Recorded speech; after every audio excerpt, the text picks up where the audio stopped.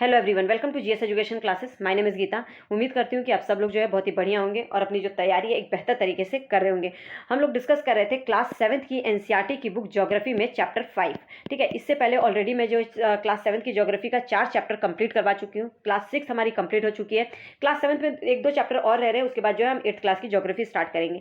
ठीक है, और आप लोग देख रहे होंगे कि यहाँ पे मैं बुक से जरूर पढ़ा रही हूँ। इस पूरे बुक में जितने भी इंपॉर्टेंट पॉइंट्स हैं एकदम पूरे टू दी पॉइंट्स में, मतलब जो जो चीज़ें इंपॉर्टेंट हैं उन सब चीज़ों को मैंने हाईलाइट किया है। बस ये हाईलाइट करके आप लोगों को बताना नहीं है, इसको मैं जो है आप लोगों को समझाऊंगी भी। समझाने से क्या होता है कि चीज़ें जो है आपके माइंड में बैठ जाएंगी और आप लोग जो समझने के बाद मैं यही बोलती हूँ कि आप लोगों को अपने खुद के नोट्स भी प्रिपेयर करना है। तो 15-20 मिनट की ये वीडियो होगी, पूरा जो है चीज़ों को पहले समझिएगा, देन जितने भी हाईलाइटेड पॉइंट्स हैं, ठीक है, उन पॉइंट्स को आपको नोट डाउन करना है, क्योंकि आपका अपना खुद का नोट्स जो है होना बहुत ज़्यादा जरूरी है। मैं ये नहीं कभी भी एडवाइस करूँगी कि आप जो है इन्हीं पॉइंट्स को पढ़कर चले जाइए। मैं ये बोलूँगी कि इन पॉइंट्स को, क्योंकि आपको देखिए यहाँ पे पूरी बुक पढ़ने की जरूरत नहीं पड़ेगी, आपके सामने ही आपको ये बुक दिख रही होगी और आप लोगों को खुद समझ में आएगा कि मैं किस तरीके से जो है आप लोगों को करवा रही हूँ। जितने भी हाईलाइटेड पॉइंट्स है सिर्फ उसी के जो है आपको नोट डाउन करना है और आपको जो है अपना खुद का एक अपने सेल्फ रिटन मतलब नोट्स प्रिपेयर करना है, क्योंकि वो एग्जाम के टाइम पे रिवीजन में जो है वो बहुत हेल्प करता है। बार बार वीडियो नहीं देख सकते हैं,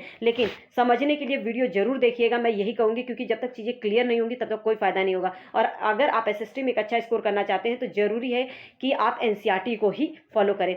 बहुत सारे कैंडिडेट ऐसे हैं ना कि जिनको जो है प्लेलिस्ट नहीं मिल रहा है, तो प्लेलिस्ट का जो लिंक है, मतलब क्योंकि क्लासेस बहुत पहले से चल रही हैं और प्लेलिस्ट में ही क्लास 6, 7th, 8th में तीनों कराऊंगी, तो प्लेलिस्ट का जो लिंक है वो मैं डिस्क्रिप्शन बॉक्स में आप लोगों को दे दूंगी, टेलीग्राम पे भी शेयर कर दूंगी, तो वहाँ से जो है आप लोग चैप्टर वाइज जो है पढ़िएगा।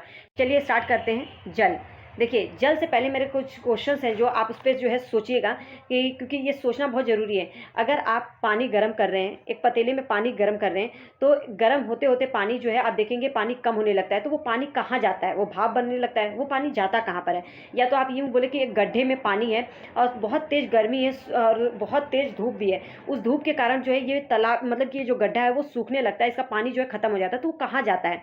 सोचने की बात है ना। तो इसी के ऊपर जो है हम ये चैप्टर हमारा पूरा आधारित है, तो हम उसी को जो है देखेंगे। देखिए, अगर गड्ढे का जल गायब हो रहा है, अगर उस गड्ढे का पानी जो है गायब हो रहा है, तो वो जल कहाँ जाता है? एक क्वेश्चन उठता है। तो आपको मैं बता दूं कि जो गर्मी है, सूर्य की जो गर्मी है, उसके कारण जो है जल बहुत ज़्यादा गर्म हो जाता है और वो जो है भाप बन के मतलब वो जो है ऊपर चला जाता है, वाष्पित हो जाता है। और ठंडा होने के बाद जो जो जल वाष्प है, मतलब जो ठंडा होने के बाद वो संघनित होकर बादलों का रूप ले लेता है। ठीक है, और यहाँ से जो है वो बादल में से जो है वर्षा के रूप में, हिम के रूप में, सहिम वृष्टि के रूप में जो है धरती या समुद्र में नीचे की ओर गिरता है। तो कहने का मतलब है कि अगर एक गड्ढे में पानी है तो तेज गर्मी के कारण, सूर्य की ताप की गर्मी के कारण वो जो जल है वो वाष्पित हो जाता है। वाष्पित होने के बाद जब वो ठंडा होके जल वाष्प का रूप ले लेता है और बादलों में जो है समा जाता है, मतलब संघनित होकर बादलों का रूप वो ले लेता है, और फिर उसके बाद जो है ये वर्षा के रूप में, हिम के रूप में या सहिम वृष्टि के रूप में जो वो धरती पर गिरता है, या बोले तो समुद्र में नीचे आता है। तो ये है, इसको इसी प्रक्रिया को जो है जल चक्र कहा जाता है। जल चक्र को समझ लेते हैं। हाँ, तो देखिए जल चक्र को समझने के लिए थोड़ा सा ध्यान दीजिएगा। मान लो ये जो है आपका जो है समुद्र है, ठीक है, समुद्र है, तालाब है, जो भी माने, ठीक है, धरती पर ये समुद्र तालाब जो भी है, इसमें जो है जल है। जब सूर्य की तेज गर्मी होती है, सूर्य के ताप के कारण ये जो जल है इसका जो है ये वाष्पित होता है, मतलब इसका वाष्पीकरण होता है। क्या होता है? वाष्पीकरण, इसका वाष्पीकरण होता है। फिर ये जो जल वाष्पीकरण होकर जो है ये वायुमंडल में जाता है। वायुमंडल में जो है ये ठंडा होकर किसका रूप ले लेता है? जल वाष्प का। ये ठंडा होकर जो है जल वाष्प का रूप ले लेता है, वाष्प का रूप ले लेता है, और फिर संघनित होकर ये जो बादलों में मिल जाता है, संघनन होकर, ठीक है, संघनन होकर मतलब ये संघनित होकर, ये संघनन होकर ये बादलों में मिल जाता है। फिर उसके बाद बादलों से जो है ये, जब ये जल क्योंकि ठंडा हो गया है, संघनन होकर बादल बन चुका है, अब ये बादल से जो है नीचे वर्षण के रूप में, वर्षा के रूप में, या हम बोले हिम के रूप में, ठीक है, ये जो है जल नीचे की ओर आता है। कहाँ पर? समुद्र में। समुद्र में, हमारे धरती पर जो है ये जल आता है। तो ये जो जल चक्र ऐसे ही चलता रहता है। पहले ये जल नीचे होता है, यही वाष्पीकरण होकर जो है ऊपर वायुमंडल में जाता है और ठंडा होकर जल वाष्प का रूप लेने के बाद संघनित होकर बादलों में मिल जाता है, और उसके बाद जो है ये वर्षा के रूप में धरती पर फिर आता है। इसी को क्या कहा जाता है? जल चक्र। तो उम्मीद करती हूँ ये क्लियर क्लियर हो गया होगा, और क्योंकि क्वेश्चन घुमा के इससे पूछे जाते हैं तो ये आप लोगों को पता होना चाहिए। अब हम बात कर लेते हैं, जैसे कि जो हमारी पृथ्वी को थलसाला बोला गया है, क्यों? अब थलसाला क्या होता है? देखिए, आप गमले, आप कोई भी पौधा लगाते हैं तो इसको पानी में लगाते हैं, ठीक है, तो उसी को जो है मतलब क्या कहा जाता है? थलसाला। तो हमारे जो धरती है ये भी एक थलसाला के समान है। कहने का मतलब है इस पे जो है बहुत पहले से ही जो है बहुत ही पूर्व मतलब जितने जल था और आज भी उतना ही मौजूद है, ठीक है। तो ये जो है धरती को क्या बोला गया है? थलसाला। अब क्या इस धरती पे जो जल है, आपको बता दूं, इस धरती पे पूरा जो जल है पीने योग्य नहीं है। यहाँ पे लवण और लवणीय और अलवणीय जल दोनों पाए जाते हैं। तो जो अलवण जल है, अलवण जल कहाँ पे पाया जाता है? कई बार क्वेश्चन पूछा जाता है कि अलवण जल मुख्य रूप से इसका स्रोत कौन कौन सा है? तो याद रखिएगा, नदी हुआ, ताल हुआ, सोते हुआ, हिमनद। और शुद्ध एकदम जो जल होता है वो बोला जाता है वर्षा का जल, ठीक है। वर्षा का जल सबसे शुद्ध जल होता है। और अलवणीय जल का मुख्य स्रोत जो है नदी, ताल, सोते और हिमनद होते हैं। जो महासागरों में, समुद्रों में जो जल मिलते हैं वो याद रखिएगा वो लवणीय जल होते हैं। कौन से जल होते हैं? लवणीय। इसमें अधिकांश मात्रा में जो है बहुत ज़्यादा लवण पाए जाते हैं, जिसे सोडियम क्लोराइड कहा जाता है। और ये वही सोडियम क्लोराइड है जिसको कि हम खाने के रूप में, नमक के रूप में जो है उपयोग करते हैं। तो उम्मीद करती हूँ ये क्लियर हो गया होगा, ठीक है।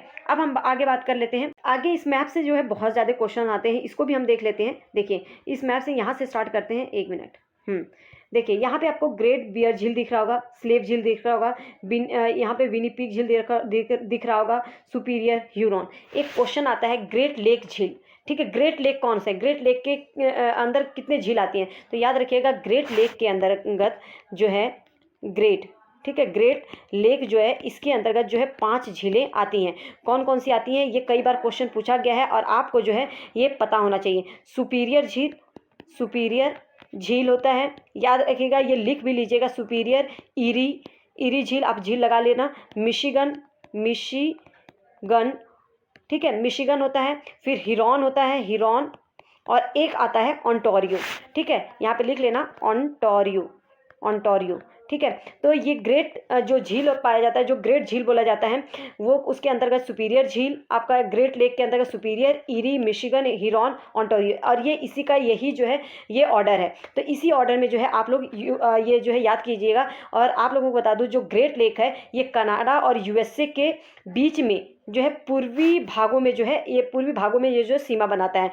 मतलब कि आप यहाँ पे देख सकते हैं, ये जो है यहाँ पे ये जो है अमेरिका और कनाडा के बीच में पूर्वी भागों में जो है ये सीमा बनाता है। ये आप लोगों को पता होना चाहिए। इससे क्वेश्चन ये बहुत ज़्यादा आता है। आगे मैं बता देती हूँ। और देखिए, अमेजन नदी कहाँ पर है? ये जो है आपका कौन से कॉन्टिनेंट पे पड़ता है? तो दक्षिणी अमेरिका कॉन्टिनेंट पे। ये भी आपसे पूछा जाता है। तो अमेजन नदी जो है दक्षिणी जो है अमेरिका में पड़ता है। और ये विश्व की सबसे बड़ी नदी है।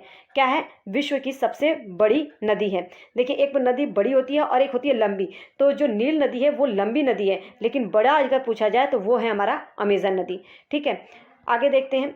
आगे देखिए, अफ्रीका वाले से जो आता है वो नाइजर नदी। ये नाइजर नदी नाइजीरिया में है। कॉन्गो नदी कॉन्गो देश में है। विक्टोरिया झील, ऑरेंज नदी, याद रखिएगा, ये जो है आपका साउथ अफ्रीका कॉन्टिनेंट है, लेकिन साउथ अफ्रीका में जो है ऑरेंज नदी बहती है, ठीक है। ये क्वेश्चन भी आता है। तो उम्मीद करती हूँ कि ये सब चीज़ें जो है आप लोग जो है ध्यान देंगे और इसको जो है अपने नोट्स में जरूर लिखेंगे। इसीलिए मैं जो है आप लोगों को ये चीज़ें जो है बता रही हूँ। और अगर आए कि भारत का जो सबसे बड़ा जो लैगून झील कौन सा है? भारत का सबसे बड़ा लैगून झील, वैसे मैं इस झीलों पे जो है आप लोगों को एक क्वेश्चन कराऊंगी, वो है चिल्का झील। तो इसको भी याद रखिएगा, ठीक है। नेक्स्ट आगे देख लेते हैं।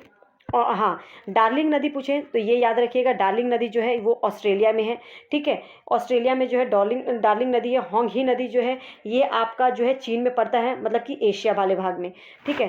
तो ये जो है कुछ इसके पार्ट क्वेश्चन जो है ये बहुत ज़्यादा इंपॉर्टेंट है, जो कि आप लोगों को पता होना चाहिए। आगे चल लेते हैं, देखते हैं कि जल का वितरण किस तरीके से किया गया है। तो जल का वितरण की अगर मैं बात करूं, जल का वितरण जो है पृथ्वी की सतह पर, आप लोगों को पता है कि 3/4 भाग जो है वो जल से ढका हुआ है, ठीक है। यदि धरती पर जल की अपेक्षा धरती जो है, हमारी जो पृथ्वी है वहाँ पे जो है धरती की अपेक्षा जो है जल अधिक है, ठीक है। तो अगर धरती कम है, जल अधिक है, फिर भी बहुत सारे देशों को जल की कमी क्यों महसूस होती है? इसका सबसे बड़ा कारण है कि बहुत बड़ी मात्रा में जो जल है वो पीने योग्य नहीं है, अलवणीय जल है। क्योंकि आप लोगों को बता दूं, जो पीने योग्य जल है वो बहुत ही कम है, लगभग 3% जो है बोला जाता है। लेकिन इस 3% में भी जो है 2% तो आपका जो है बर्फ के रूप में मिलता है, 1% ही जो है आप लोगों का पीने योग्य पानी है। ठीक है, जैसे महासागरों वाला जो लवणीय झील है वो 97.3 है, बर्फ छत्रक के रूप में 2% आ जाता है, भूमिगत जल 68 है, झीलों का अलवण जल जो है 9 है, स्थलीय समुद्र और नमकीन झील ये है, वायुमंडल में 0.009, देख सकते हैं कि कितना कम है। तो इस तरीके से जो पीने योग्य जल है, अलवणीय जल है, वो जो है केवल 1% ही है। नहीं तो पीने योग्य जल वैसे बोला जाता है 3% है, लेकिन 2 जो है वो बर्फ छत्रक के रूप में पाई जाती हैं। उम्मीद करती हूँ ये क्लियर हो गया होगा। और यहाँ पे जो है आप लोगों को एक चीज़ और याद रखिएगा, लवणता। लवणता किसे कहा जाता है? 1 मिनट। हाँ, लवणता बोला जाता है 100 ग्राम जल में, 100 ग्राम जल में मौजूद जो नमक की मात्रा होती है। महासागर की औसत लवणता है जो है 35 भाग प्रति 1000 ग्राम है। लेकिन लवणता किसे बोला जाता है कि 100 ग्राम जल में जो मौजूद नमक की मात्रा होती है उसे जो है लवणता कहा जाता है। ठीक है, अब आता है कि इजराइल में जो मृत सागर है वो बोला जाता है बहुत ही खारा है। तो मृत सागर में 340 ग्राम प्रति लीटर लवणता पाई जाती है। मतलब कि 1 लीटर पानी में, 1 लीटर पानी में जो है कितना, 340 ग्राम जो है 340 ग्राम लीटर प्रति लीटर जो है लवणता पाई जाती है। मतलब 1 लीटर में 340 ग्राम जो है लवण पाया जाता है, सोडियम क्लोराइड पाया जाता है, मतलब कि नमक होता है। ठीक है, तो मृत सागर में, तो ये पता होना चाहिए। एनसीईआरटी के ये फैक्ट्स जो है बहुत ज़्यादा इंपॉर्टेंट है। ठीक है, आगे अगर हम बात करें तो आप लोगों को देखिए पूरा बुक पढ़ने की जरूरत नहीं है, जो मैंने हाईलाइट पॉइंट किया है इन पॉइंट्स को ही नोट में अपने नोट डाउन कीजिएगा। ठीक है, अब आता है महासागरीय परिसंचरण, जो कि बहुत ही इंपॉर्टेंट है। महासागरीय परिसंचरण की अगर बात करें तो यहाँ पे आप लोगों को सिर्फ ये समझना है कि महासागर में जो गतियाँ होती हैं, महासागर की गतियाँ जो है इसको 3 भागों में जो है वर्गीकृत किया गया है। जो महासागर में जो गति होती है, एक तरंगे होती हैं, एक ज्वार भाटा होती है और एक धाराएं होती हैं। और इससे क्वेश्चंस जो है बहुत आते हैं। इस जल वाले चैप्टर में ये तीनों पॉइंट जो है बहुत ज़्यादा इंपॉर्टेंट है, जिसमें आज हम जो है करेंगे कवर तरंगे। ठीक है, ज्वार भाटा, तरंगे और ज्वार भाटा जो है आज कवर करेंगे, और धाराएं जो है ये मैं कल बताऊंगी, क्योंकि इससे बहुत सारे क्वेश्चंस जो है आप लोगों को समझाना है मुझे, क्योंकि गर्म जल धाराएं और ठंडी जल धाराएं इनके बारे में बताना है। और वो तभी हो सकता है कि जब मैं इसको एक प्रॉपर तरीके से आप लोगों को मैप के थ्रू बताऊं, तभी जो है आपको वो समझ में आएंगी और याद भी रहेंगी। ठीक है, आज हम कवर करेंगे तरंग और ज्वार भाटा। इस चैप्टर से इन तीनों से बहुत क्वेश्चंस आते हैं। तो चलिए स्टार्ट करते हैं। देखिए, सबसे पहले अगर बात करें तरंगे, तो तरंगे क्या होती हैं? आप लोगों ने देखा होगा कि समुद्र में जो है तरंगे उठती रहती हैं। ठीक है, कई बार इतनी तरंगे उठती हैं कि वो तटों तक चली जाती है, और कई बार तटों से बहुत ज़्यादा मतलब कि दूर तक चली जाती है। कई बार तटों को छू देती है, कई बार तटों को छूती भी नहीं है। ठीक है, तो तरंगे जो हैं, अगर हम बात करें तो समुद्र के तट पर, अगर आप यहाँ पे जो है समुद्र के तट पर जो तरंगे उठती हैं, वहाँ पे जैसे जितना तेज पवन चलेगी उसकी तरंगे जो है उसी को जो है फॉलो करती हैं। मतलब समुद्री सतह पर पवन जब बहती है तो तरंगे जो है उत्पन्न होती हैं। वो हवा के बहाव से ही तरंगे जो है उत्पन्न होती हैं, याद रखिएगा। समुद्र की सतह पर पवन बहती है, मतलब हवा जब बहती है तब तरंगे उत्पन्न होती हैं। जितनी तेज हवा होगी, जितनी तेज हवा होगी उतनी ही तरंगे जो है बड़ी होंगी। समझ में आया? तो ये चीज़ याद रखिएगा। ये एक आप लोगों को यहाँ पर जो है बताया गया है एक एग्जाम्पल के थ्रू, कि समुद्र के तट पर अगर गेंद खेलते समय जब गेंद जल में गिर जाती है तो क्या होता है। मतलब जस्ट इमेजिन, ऐसे आपको इमेजिन करके इस चीज़ को समझना है। ठीक है, महासागरीय सतह पर जब जल लगातार उठता और गिरता है तो इसे तरंगे कहते हैं। तरंगे क्या होती हैं? महासागरीय जल, जो समुद्र का जो जल है, वो जल जो है लगातार जब उठता है और गिरता है उसे तरंगे कहते हैं। और तरंगे कब उत्पन्न होती हैं? जब महासागरीय समुद्री सतह पर जो है पवन चलती है, और पवन जब बहुत तेज होगी तो जो जल बहुत ज़्यादा उठेगा और बहुत ज़्यादा गिरेगा। ठीक है, तो ये था तरंगे। अब तरंगे में भी 2 तरह के, अब इससे भी क्वेश्चन आता है कि जो तरंगे हैं उसे मतलब कि क्या कहते हैं इनको, क्योंकि इन तरंगों के कारण ही जो है सुनामी आ जाती है, भूकंप आ जाते हैं। तो इसी देखिए, याद रखिएगा, समुद्री सतह पर जब हवाएं बहुत तेज होती हैं, तेज हवाएं चलने के कारण जो है बहुत बड़ी तरंगे उठती हैं। तरंगे बहुत बड़ी उठती हैं, इसके कारण जो है विनाश भी बहुत अधिक होता है। उसके आसपास के एरिया में जो है भूकंप, ज्वालामुखी, उद्गार, जल के नीचे भूस्खलन के कारण जो है महासागरीय जल अत्यधिक विस्थापित हो जाता है। ठीक है, कभी कभी तो ऐसा होता है कि 15 मीटर तक की ऊंचाई को जो है ज्वारीय तरंगें ऊपर उठ जाती हैं, जिसमें क्या कहा जाता है सुनामी, और जिसके कारण जो है जान माल की बहुत ज़्यादा हानि होती है। एक क्वेश्चन आता है, सुनामी जो है कहाँ से लिया गया? सुनामी जो है ये एक जापानी भाषा का शब्द है, जिसका अर्थ होता है पोताश्रय तरंगे, क्योंकि सुनामी आने पर जो है पोताश्रय जो है वो नष्ट हो जाते हैं। ठीक है, जो पोताश्रय हैं वो जो है नष्ट हो जाते हैं, क्योंकि इतनी इसकी लहरें जो हैं इतनी तेज होती हैं कि ये जो है आसपास जो है पूरे एरिया को जो है बहा देती है, ख़त्म कर देती है सुनामी। तो याद रखिएगा, तरंगे क्यों उठती हैं? समुद्री सतह पर हवाओं के कारण जो है तरंगे उठती हैं, कभी ये तेज हो जाती हैं, कभी जो है ये नीचे की ओर चली जाती हैं। तो जितना तेज हवा होगी इसका जो है ये उतना ही ये ज्वारीय तरंगे जो उतनी ही विशाल होंगी। तो ये तरंगों से रिलेटेड था। अब हम बात करेंगे ज्वार भाटा की। ज्वार भाटा, और ज्वार भाटा जो है बहुत ही इंपॉर्टेंट टॉपिक है, सी टाइप में इससे बहुत ज़्यादा क्वेश्चंस आते हैं। इसमें डायरेक्ट भी क्वेश्चन पूछा जाता है और इसको घुमा के भी इससे क्वेश्चंस आते हैं, स्टेटमेंट में भी आते हैं। तो सबसे पहला क्वेश्चन बनता है कि ज्वार भाटा जो है किस स्थिति में उत्पन्न होता है? ज्वार क्या होता है, भाटा क्या होता है? ज्वार जो है 2 प्रकार के होते हैं, तो वो किस स्थिति में आते हैं? लघु ज्वार क्या होता है, उच्च ज्वार क्या होता है? सब कुछ मैं डायग्राम के थ्रू समझाऊंगी। सूर्य ग्रहण, चंद्र ग्रहण क्या होता है, बस आप लोग इतना कीजिएगा कि जो चीज़ें मैं लिख कर बताऊँ उनको नोट डाउन करते चलिएगा, ताकि आपको जो है चीज़ें क्लियर हो जाए। और हाँ, अपने नोट्स में बार बार बोलती हूँ प्रिपेयर जरूर कीजिएगा, और चीज़ें समझ में आए तो प्लीज़ हिट लाइक बटन, क्योंकि आपके लाइक से जो है ना मोटिवेशन मिलता है और मन करता है कि और जो है आप लोगों के लिए अच्छे से काम करें। तो चलिए स्टार्ट करते हैं। सबसे पहले ज्वार भाटा। तो अगर मैं बात करूं तो आप लोगों को ये पता होना चाहिए कि ज्वार भाटा आता किस स्थिति में है। तो सूर्य और चंद्रमा, याद रखिएगा, सूर्य और जो चंद्रमा है इसका जो है चंद्रमा, एक मिनट, चंद्रमा का जो शक्तिशाली गुरुत्वाकर्षण बल है, ये लिखा है गुरुत्वाकर्षण, ठीक है। सूर्य व चंद्रमा के शक्तिशाली गुरुत्वाकर्षण बल के कारण जो है पृथ्वी पर जो है क्या उठता है? ज्वार भाटा। तो पृथ्वी पर क्या उठता है? आपका ज्वार और भाटा उठता है। अब इसके अंदर भी ज्वार क्या होता है और भाटा क्या होता है? देखिए, आपको पता होना चाहिए कि दिन में 2 बार नियम के अनुसार जो है जो महासागरीय जो जल है, जो समुद्र का जल है, महासागर का जो जल है, दिन में नियम के अनुसार जो है ये इसका जल का उठना और गिरना जो है चलता रहता है, जिसे कि हम क्या कहते हैं? ज्वार भाटा। ज्वार भाटा क्या होता है कि नियम के अनुसार जब महासागरीय जल उठता है और गिरता है वो ज्वार भाटा कहलाता है। ज्वार भाटा क्यों आता है? सूर्य और चंद्रमा की गुरुत्वाकर्षण बल के कारण, शक्तिशाली गुरुत्वाकर्षण बल के कारण जो है पृथ्वी पर ये जो है जल का उठना और गिरना होता है, ठीक है। तो ये क्वेश्चन आता है कि ज्वार भाटा जो है किस स्थिति में उत्पन्न होता है और ज्वार भाटा कहते किसे हैं? तो ये दोनों ही अलग क्वेश्चन है, ठीक है। तो उम्मीद करती हूँ ये क्लियर हो गया होगा। दूसरी बात, अब ज्वार किसे कहते हैं? जब जल सर्वाधिक ऊंचाई तक उठकर जल तट के बड़े हिस्से को जो डुबो देता है, मतलब कि जो महासागरीय जल बहुत तेजी से मतलब ऊपर की ओर उठकर जो है तट के एक बहुत बड़े हिस्से को जो है वो क्या कर देता है? डुबो देता है, तो उसे जो है ज्वार कहते हैं। लेकिन वही जो जल जो है अपने निम्न स्तर तक चला जाता है, कहने का मतलब जो तट के बहुत ही पीछे चला जाता है, तो उसे क्या कहते हैं? भाटा। तो ज्वार भाटा क्या होता है ये आप लोगों को अच्छे से क्लियर हो गया होगा।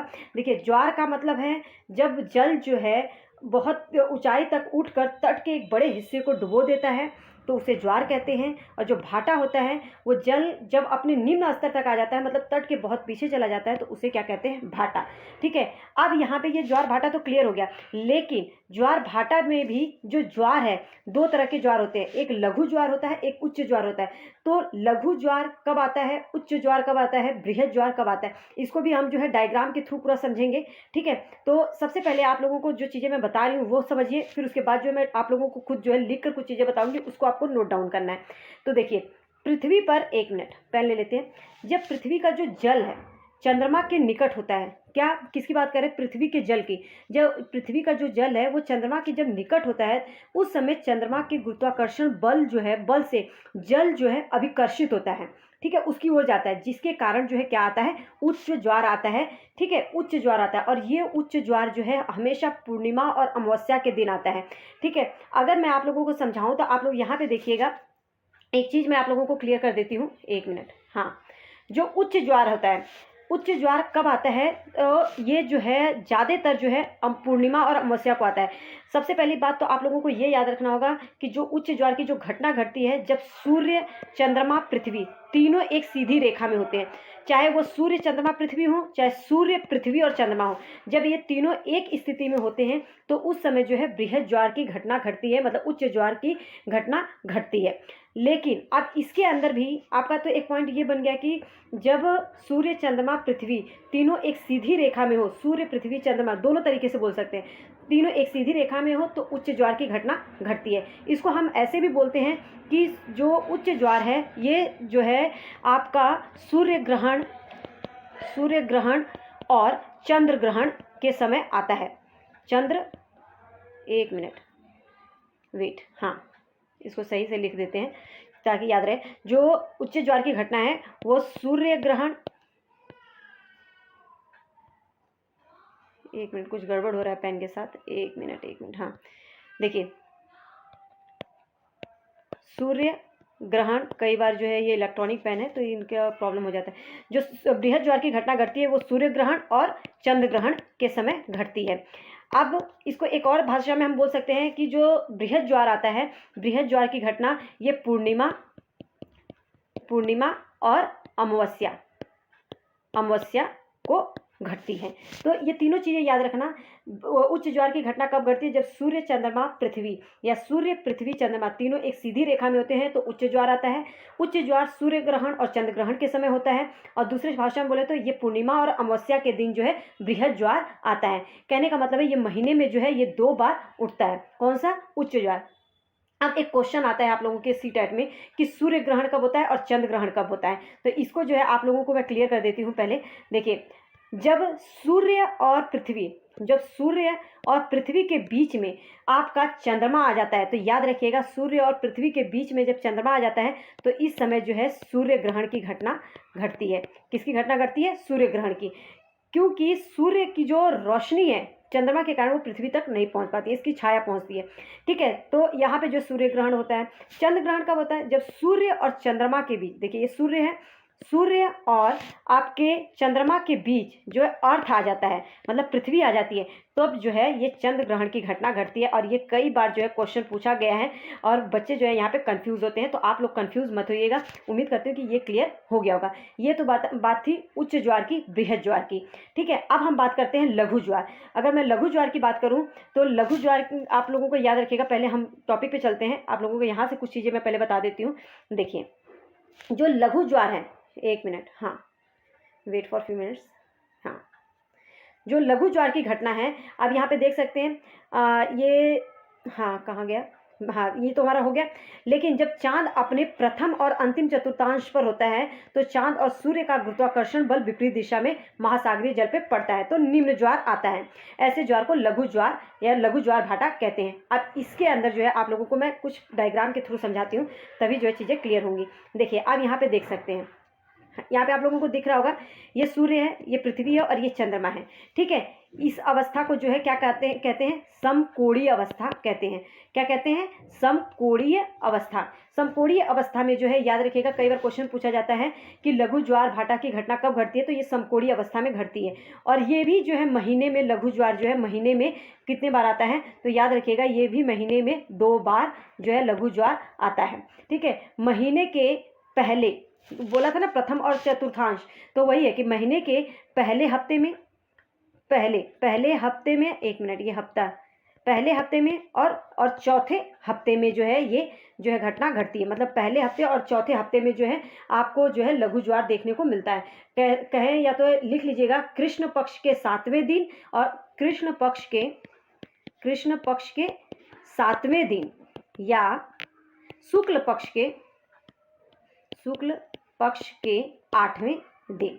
ठीक है, जो है लघु ज्वार की घटना घटती है। तो ये जो है लघु ज्वार के बारे में था। और आप ये देख सकते हैं कि 21 तरीके से समकोणीय अवस्था है, इस अवस्था में जो है लघु ज्वार की घटना घटती है। अब यहाँ पे हम दोबारा जो है बुक पर चलते हैं। अब एक चीज़ आप लोगों को समझ में नहीं आया होगा जो कि क्लियर कर देती हूँ मैं, एक मिनट, वेट, हाँ देखिए, जब चांद अपने प्रथम और अंतिम चतुर्थांश, मतलब कि हफ्ते के पहले सप्ताह और अंतिम सप्ताह में होता है, तब जो है क्या होता है, लघु ज्वार की घटना घटती है।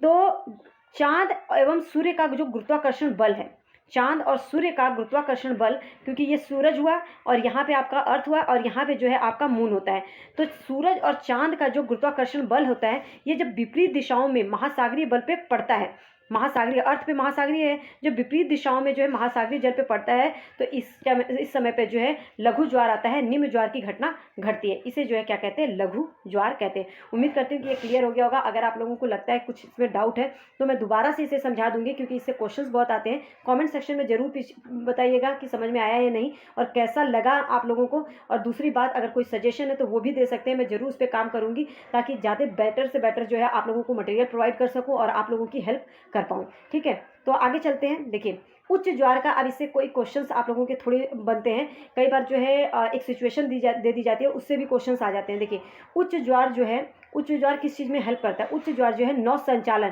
कहने का मतलब जो नाव जब चलाई जाती है तो उसमें जो बहुत मदद करता है, नौ संचालन में सहायक होता है, क्योंकि ये जल स्तर को तट की ऊंचाई तक पहुंचाता है। ठीक है, उच्च ज्वार जो है आप लोगों को अभी आप लोगों ने पढ़ा कि जो ज्वार होता है वो जो है तट तक जो है तट तक जाता है और वो जो है एक बड़े हिस्से को जो है डुबो देता है। तो जो उच्च ज्वार है वो नौ संचालन में बहुत ज़्यादा सहायक होता है, क्योंकि ये जल स्तर को तट के ऊंचाई तक पहुंचाता है और यहाँ जहाज को जो है बंदरगाह तक पहुंचाने में सहायक होता है, मतलब जहाज जो है बंदरगाह तक आसानी से पहुंच पाते हैं। उच्च ज्वार जो है मछली पकड़ने में भी मदद करता है, क्योंकि जब उच्च ज्वार उठती है, उच्च ज्वार की जब घटना घटती है तो बहुत सारी मछलियां जो है तटों के निकट आ जाती हैं, तो इससे क्या है, मछुआरों के लिए जो है एक बहुत बड़ी कठिनाई नहीं होती है और वो जो मछलियां पकड़ लेते हैं। उम्मीद करती हूँ कि ये जो है उच्च ज्वार, लघु ज्वार क्या था, ज्वार भाटा क्या था, ये आप लोगों को क्लियर हो गया होगा। और सूर्य ग्रहण क्या होता है, चंद्र ग्रहण क्या होता है, अमावस्या, पूर्णिमा, इन सब चीज़ों को मैंने कोशिश की क्लियर करने की। अगर आप लोगों को वीडियो पसंद आई हो, लगता है इन्फॉर्मेटिव, तो प्लीज़ हिट लाइक बटन, हाँ, और दूसरों को भी शेयर कर दीजिएगा ताकि और लोगों को हेल्प मिल सके। देखिए बुक से पढ़ाने का मतलब मेन है कि आप लोगों के सामने बुक है और इसमें जो इंपॉर्टेंट पॉइंट्स हैं मैं आप लोगों को कोशिश करती हूँ कि वो पॉइंट्स जो आप लोगों को क्लियर कर सकूँ। और आप लोगों को देखिए बुक पढ़ने की जरूरत नहीं पड़ेगी, जितने भी हाईलाइटेड पॉइंट्स हैं आप उनको जो है नोट डाउन करना है। 10-15 मिनट की वीडियो में आप जब इस चीज़ों को समझ जाएंगे और 10 मिनट लगा के इन पॉइंट को नोट कर लेंगे, तो आधा घंटा आप लगा के एक अच्छी तरह से पढ़ लेंगे तो आप देखेंगे कि मतलब 30 से 45 मिनट में आप लोगों का एक चैप्टर रेडी हो जा रहा है। तो ये बहुत बड़ी बात है, क्योंकि आप लोगों को जो है इतना डिटेल में पढ़ने की जरूरत नहीं है, वो काम जो है मैं कर रही हूँ आप लोगों के लिए। तो प्लीज़ अगर आप लोगों को पसंद आता है और चैनल पे नए हैं तो प्लीज़ सब्सक्राइब, ताकि मैं जो है ज़्यादा से ज़्यादा जो है चैप्टर आप लोगों के साथ डिस्कस कर पाऊँ। उम्मीद करती हूँ कि ये चैप्टर जो है आप लोगों के लिए इन्फॉर्मेटिव रहा होगा। All the best. और महासागरीय जो धाराएं हैं ये आज ना करवाने का सबसे बड़ा रीज़न है, क्योंकि इसमें मुझे ठंडी और गर्म जल धाराएं पढ़ाना है और इससे रिलेटेड कई क्वेश्चंस बनते हैं जो कि आप लोगों के साथ जो है आप लोगों को डायग्राम के थ्रू जो है मुझे समझाना है, इसलिए जो है इसके सेकेंड पार्ट में ये वीडियो आएगी। All the best. बस पढ़ते रहिए, कोशिश करते रहिए कि अपने नोट्स जरूर प्रिपेयर करें।